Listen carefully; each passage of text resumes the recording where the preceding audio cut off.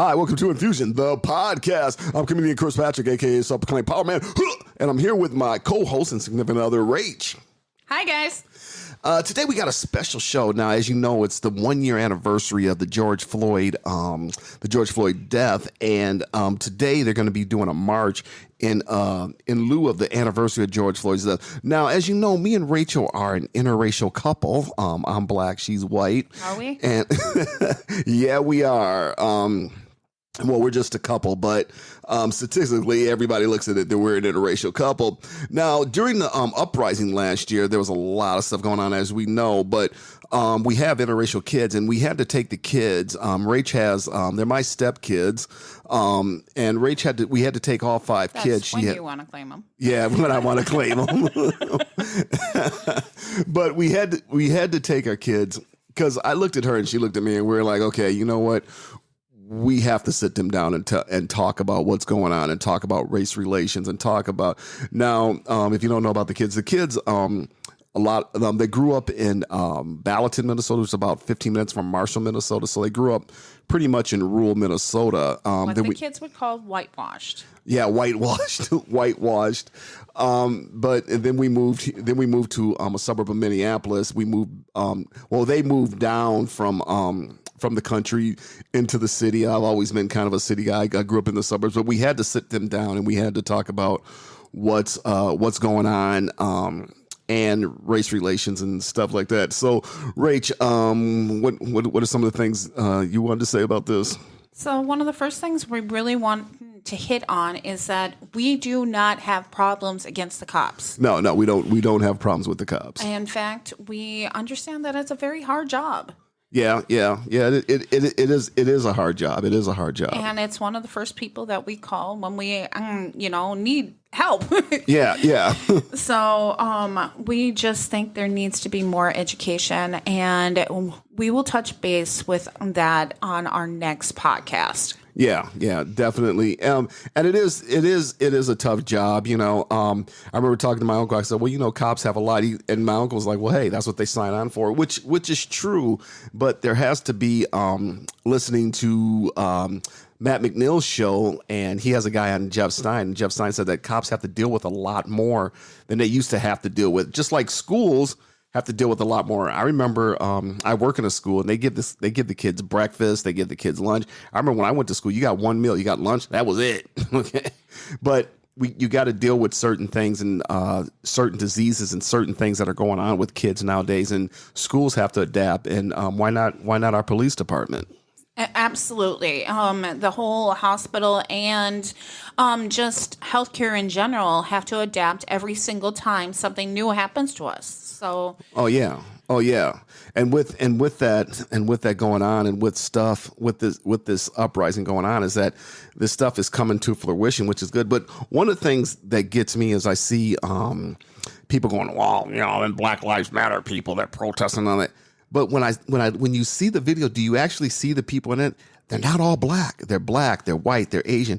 Everybody's marching for this. Everybody's walking down the streets going, hey, this isn't right, Exactly. And, some of them people that are saying that are starting to be more alerted and starting to ask the questions. And some of that comes from just getting the education. So with that education, there's starting to be new things out there to get the education out there. There's like Black Power shows. Some of the things that I watch are Your Attention Please and Soul of a Nation. Those are amazing shows. And they just really get the knowledge of what Black people are doing positive in the world today. Oh yeah, and we've always been doing stuff positive in the world since the world began. Black people have always contributed to world history, to American history. There's a lot of things that we've done, and a lot of things because people say, well, black people. I'm like, well, let me ask you something. Do you stop at stoplights? Yeah, a black man invented that. You ever gotten a Coke from a Coke or a Pepsi or a Mountain Dew from from a convenience store. Yeah, you know that refrigerator system that it's in? Black man invented that. Exactly. I think Oprah did it right when she said, "Where do we go from here?" She came up with that show. Where do we go from here? Yeah, and these are the questions, and these are the things that are being talked about. And one of the things is with Infusion. When we started Infusion, Rachel wanted to bring Eastern and Western medicine together and talk about the difference. But that's basically where we come from, and what we're talking about is that you got to have these discussions. You got to open up. There was a video I saw. I think it was I saw it on Facebook or something I was watching, and there was it was a few years ago. There was a Donald Trump rally, and the Black Lives Matter people came and started marching, and the guy called up and he called up one of the guys from Black Lives Matter to the mic, and the guy said, "We're not anti-cops. We're not that. We just want, police reform. We just don't want, cops feeling that it's right." Next thing you know, the Black Lives Matter goes, "I'm taking pictures with the guy. We're hanging out with our families." And this is what this is about, is just talking, as Marvin Gaye said, talk to me so you can see what's going on, and that's what it's about. But we can't just keep talking and talking. We got to have talk with action. And I'm not saying get out there in violent action and all that, Absolutely but not. definitely have your voice heard. Get out there, be registered, vote. They're trying to take our vote away with this voter repression and stuff like that. But get out there and vote. Talk. Go to these community meetings, these neighborhood meetings, and get out there and let your voice be heard. And if the people aren't doing the right job and you don't think they're doing the right job, I don't care if they're Republican, Democrat, Independent, whatever. Vote them out of there. Vote them out. Vote. But it is your voice. It is your voice, and it is your right to vote, especially for African Americans, because they took the vote away from us. And even if you don't like none of the candidates, write none of the above, but you should vote. And this is the reason I vote. The first couple of elections I was eligible to vote in, I didn't vote because I'm like, they're all idiots. Who cares? But then when I started reading and started looking at, there are a lot of people who died for me to have that right. Even if I don't like none of the candidates, I write none of the above. One time I did, I wrote none of the above for all candidates. But get out there and vote. I'm not very happy with you. This was before we started dating. But one time I think it was senators or something like that. I just wrote none of the above. But if these people aren't doing the right job, and I don't care if you're Republican, get out there and vote. Exercise your right to vote. And awaken to be educated against prejudice. There's shows out there. One of the things that I turned you into for a documentary was African Americans, Many Rivers to Cross. Oh yeah, oh my God, that was a mini series on Netflix, and I started watching this, and I thought I knew Black history, but I really, really, really learned Black history. I mean, there was stuff I didn't know. And I remember I was watching, I had my my iPad with me, and I'm watching on break, I'm watching on lunch break, I'm watching on break. And I was so into it that I couldn't, my boss had to say, "Chris, you got to get back to work." I'm like, I know. And it was amazing. I mean, let me tell you, it's called African Americans, Many Rivers to Cross with Dr. Lewis Gates. And I was like, man, every Black family should at least once a day be around the TV watching this series. I don't think it's on Netflix anymore. They took it off, but everybody should have been watching it, because that was, damn, that was amazing. I think it's on YouTube right now. It is on YouTube? I think it's on YouTube. Yeah, right if you can check it out if we can find it on YouTube, we'll definitely put it out there, but you definitely need to watch that. I mean, every Black family should have their kids around there. Even, I think it's half hour episodes or something, but everybody should be watching that. Very enlightening. Other shows you can watch, I watch on Hulu, is United Shades of America, and that's by Kamal. Hate Thy Neighbor and Hate in America. Hate in America. I have seen a few of those shows. I have seen the Kamal show and stuff like that. I haven't seen Hate in America, but yeah, other things. United Shades of America was cool. He did one episode with the KKK, and he really got down sitting and talking to them. And he ended the episode with them burning the cross, and he's like, "I'm out of here now." So, yeah, it was cool. He sits down with every nation, every religion, and just really like gets to the core of what their issue is and, talks about the issues. Yeah. And like we said before, that's the thing is that you have to talk to people. Just talking to people and just finding out what somebody's about, like I said, as Marvin said, talk to me so you can see what's going on, and that's why the reason why we're having these conversations, that's the reason for this podcast, is this stuff needs to be said. I remember one of the things I said to the kids, I said, well, we live in a, pretty nice suburb, miles white, non black. Okay. It's 2020. I said, 10 years ago, 2000, you think we could have moved in here? They're like, yeah. I'm like, yeah, we probably could have. Okay. 1990, you think we could have moved in? Oh, yeah. 1980, 70, 60, 50, 40, 1940, no way could this have happened. I would have had to been like, your butler or something like that, Yeah, absolutely. Some of the places that we have went to are Black Wall Street. Yeah. And that, speaking of Black Wall Street, she had a friend that got married in Oklahoma. Oklahoma City? And I said, we got to go to Tulsa because I got to see Black Wall Street. And I actually found out about that watching black people, many African Americans, many rivers to cross. Well, I actually found it out from me because I was talking to Tanya and she's like, "Did you know about this?" And I'm like, "No," but you found out more about it from watching that series. Yeah, and we when she said we got to go to Oklahoma, I said we got to go to Tulsa. I really really want to see Black Wall Street, and it was very interesting because we went down there and we left early from Oklahoma City and we drove to Tulsa and we went down there. We got there real early in the morning, so church was going on and stuff like that. But they were really nice and we got to take pictures and we got to take some of the stuff that was around there and just feeling the energy there, man, was just amazing. I mean, seeing and I said, man, just think, a few years ago, not that long ago, there was all these black businesses down there and all these, all this great prosperity and all that just got burned down. I mean, but they still got some stuff up there, you can see they got a few murals and stuff like that, but it was definitely worth seeing. It was a masquerade. Oh yeah. Total massacre. If you don't know about Black Wall Street was a place in Tulsa, Oklahoma, where you had all the black businesses and all these black businesses were thriving. And what it was, they said that a dollar would circulate 27 times before it left this neighborhood. And what happened was, I guess there was a kid on a grain elevator who supposedly whistled at a white woman or something like that. So then she told somebody, and then they got in the paper that you need to go down there and stop this. So then there was this big fight between black and white, a big war. And some black people actually got guns and defended themselves. And it got so bad that the army actually came over and dropped bombs. And I forgot how many people died, but there was a lot.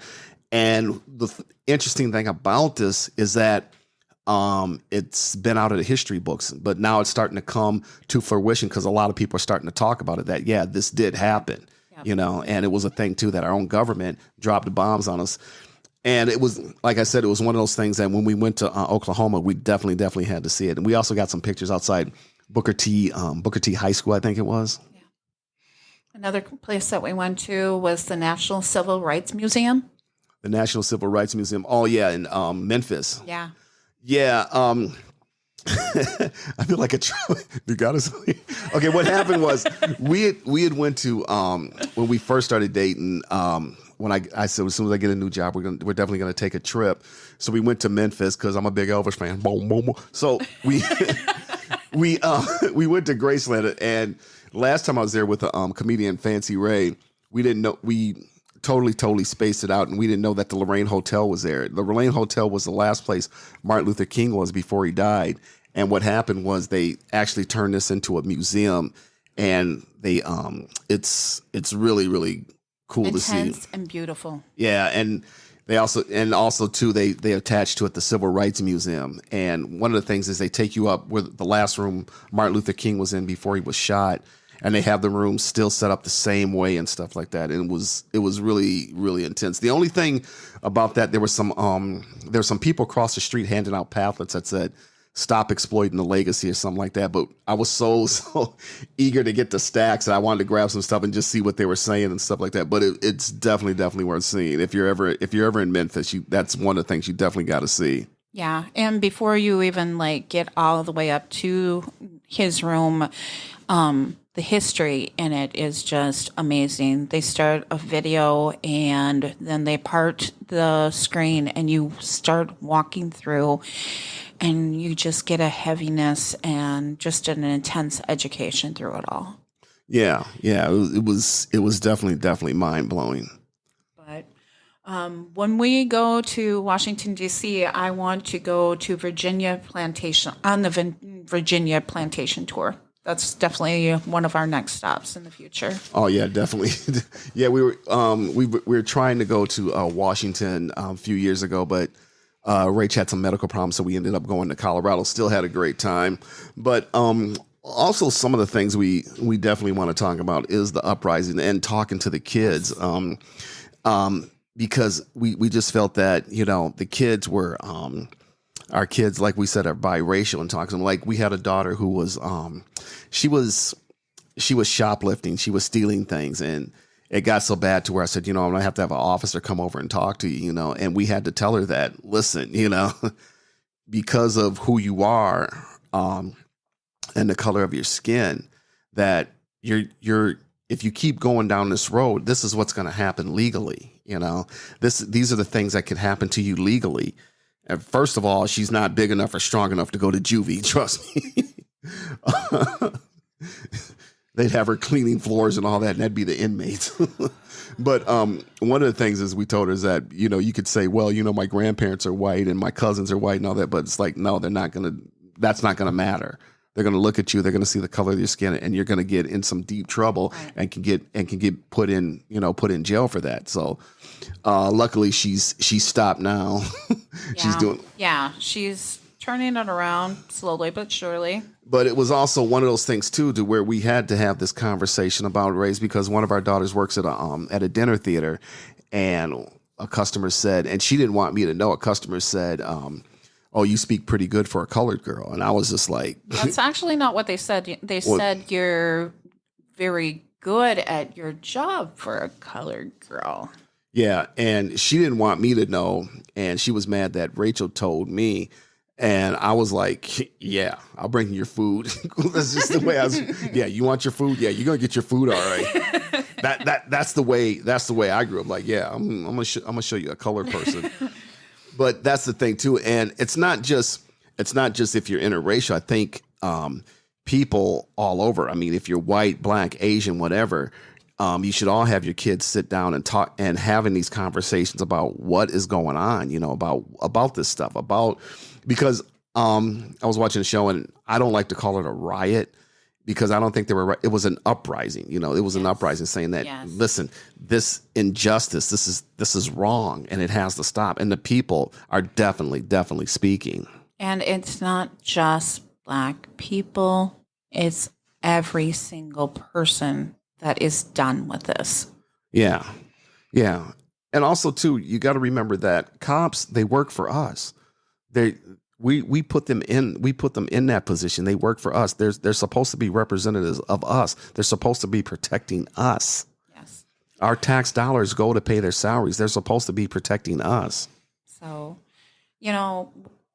I get along very well with cops, but we need better education for them with diversities and mental health. We just absolutely do. It's what we would require in educational buildings, and it's what we would require in healthcare. So it's not far-fetched from what we're asking for our police officers.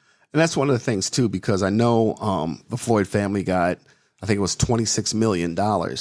And not to say that they don't deserve it. They do deserve it, Yes. And here's the question, too, is what is a price on a life? What is a price on a life? And $26 million.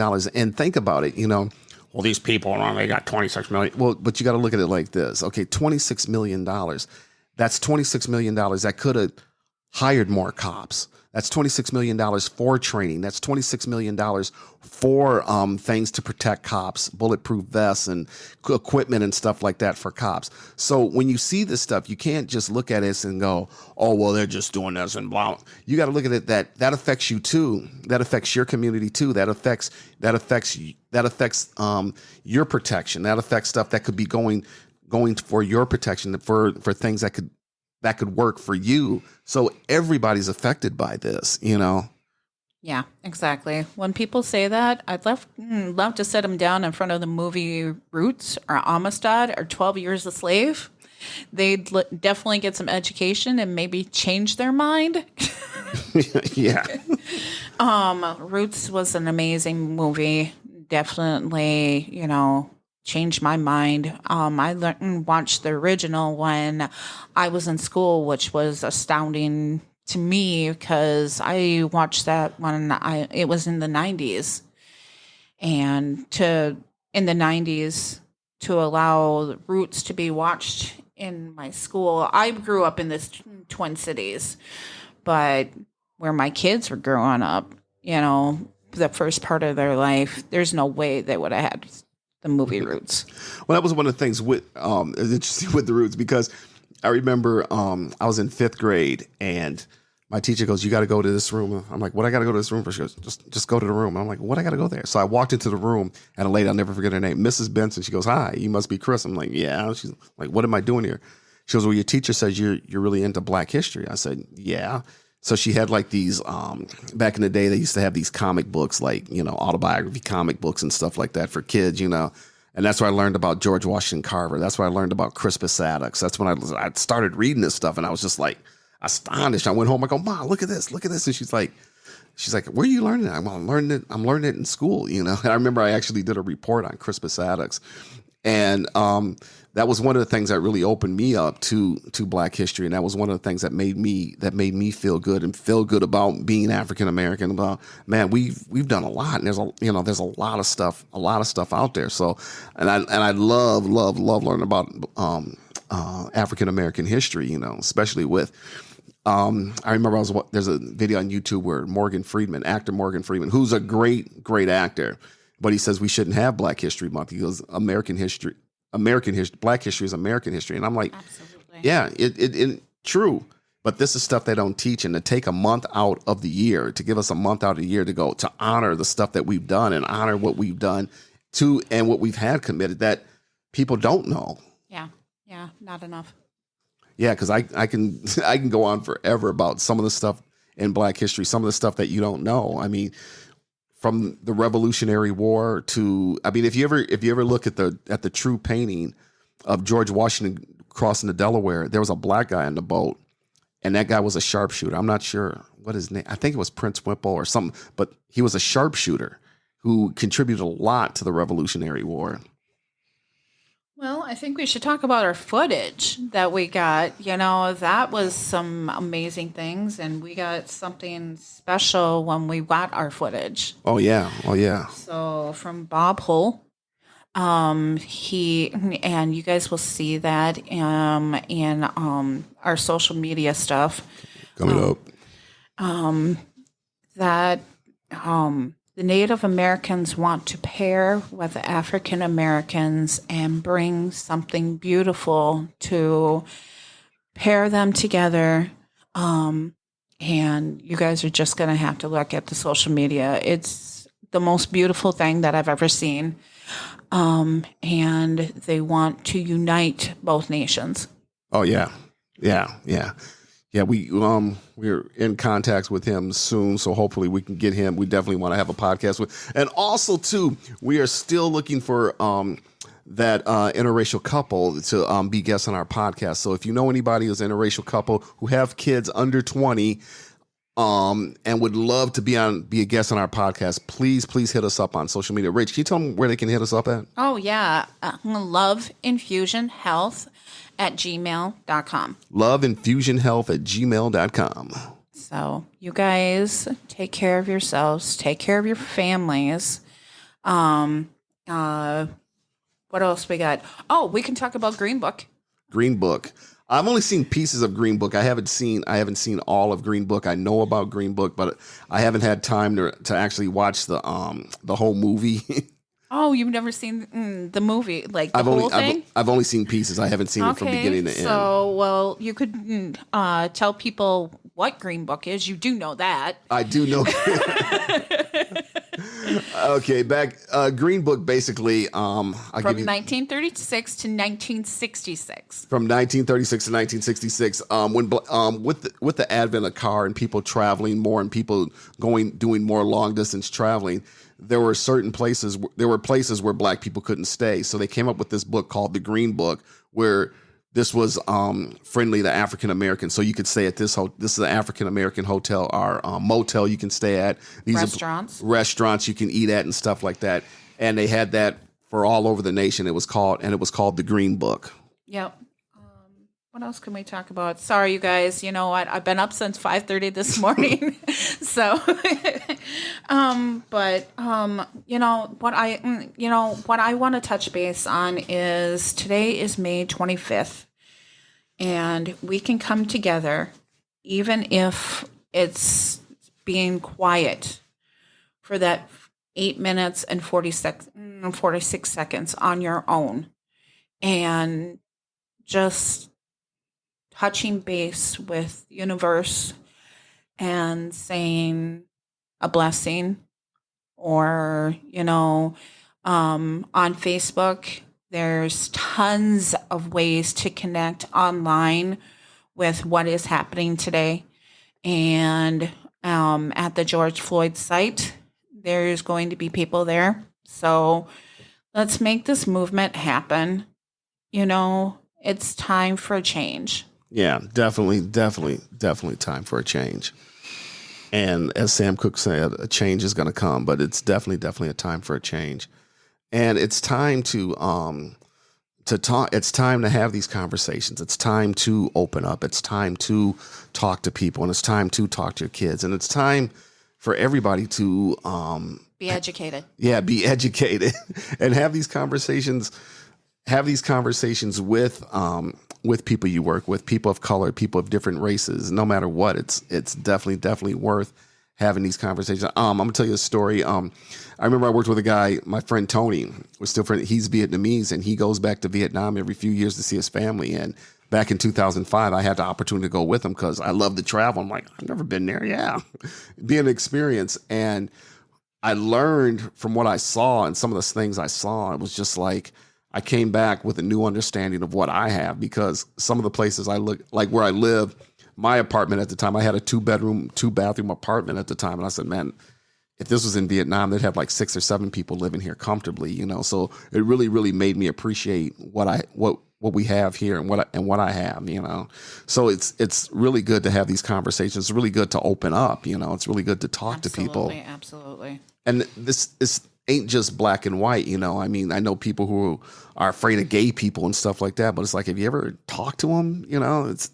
not every gay person wants to get you in bed, but have you ever talked to them? Have you ever just like, hey, what's up? Yes. Just because what they do when they go to bed is their business, but it doesn't have to be your business. You can just talk to the person. They're still a person, Being educated opens the mind to new possibilities. Exactly. Being educated opens the mind to new possibilities. And, you never know the words that you could be saying, who you could be hurting. Exactly. And you never know what somebody's going through. I think, and it should be one of those things like, with people, with this person, you work with who may be gay, who's afraid to say it or anything like that. But it's up to you to be, the bigger person, to say, hey man, leave him alone. What he does, who he goes home with is none of your business, As long as he does his work and gets his work done on time, who cares? That's his business. So I'm going to leave you guys with a story from Bob Hull. Bob Hull is our Native American friend that we will be talking to about the pipelines. His story was when the Creator created us, he created the animals also, and the animals seen that as you know, animals are made in different colors and are beautiful to look at. And sorry, guys. And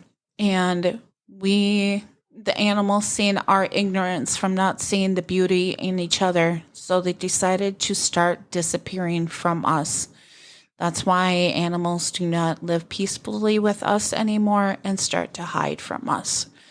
So next time you guys go into the wilderness and are having problems seeing that beautiful deer or that beautiful bird, remember, when you are hurting each other, you are not looking at the beauty of other people. Well said. And thank you for joining us for this podcast. Also, too, Rach, where some things you said, some of the shows you can watch, where are they at? Netflix, Hulu? Oh my goodness. Amazon is amazing right now. Hulu is amazing right now. That's where I'm getting most of my education. So yeah, head over there.